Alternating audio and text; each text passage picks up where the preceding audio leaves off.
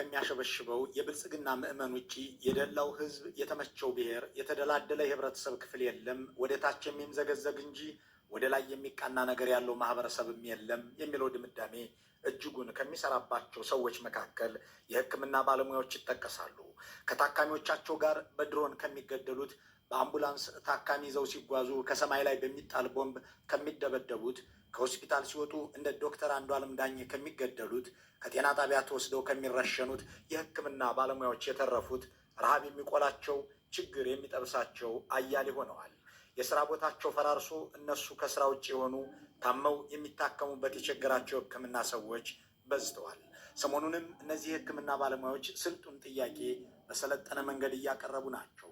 አገዛዙ እንደለመደው ጋውን በለበሱት ሐኪሞች ላይ ሬንጀር ለባሽ ገዳዮቹን ስለሚያሰማራበት መንገድ እየመከረ ስለመሆኑም ተዘግቧል።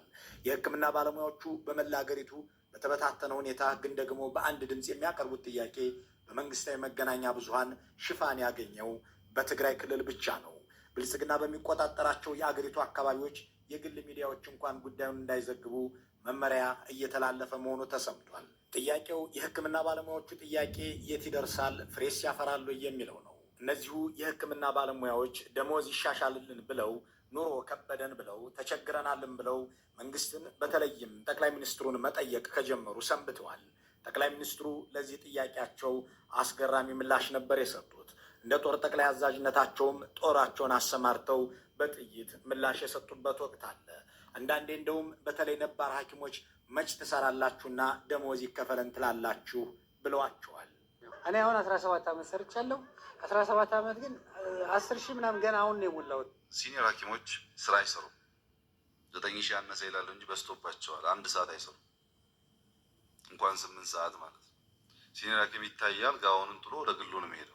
አገር ከሌላት መድባ ያስተማረችውን ከ20 ዓመት በላይ ህይወቱን ለትምህርት የመደበን ሐኪም ለአገር እንዲጠቅም አድርጎ ከመያዝ ይልቅ እንደውም እኮ ስራ አትሰራም እያሉ የሚያፌዙት የብልጽግናዎች አለቃ ለአንድ የፌስቡክ ሰራዊት አባል 150 ሺህ ብር በትንሹ በወር ያወጣሉ።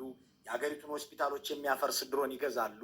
በ10 ቢሊዮን ዶላር ቤተ መንግስት ያንጻሉ የሚለውን ጎምዛዛ እውነት እንለፈው።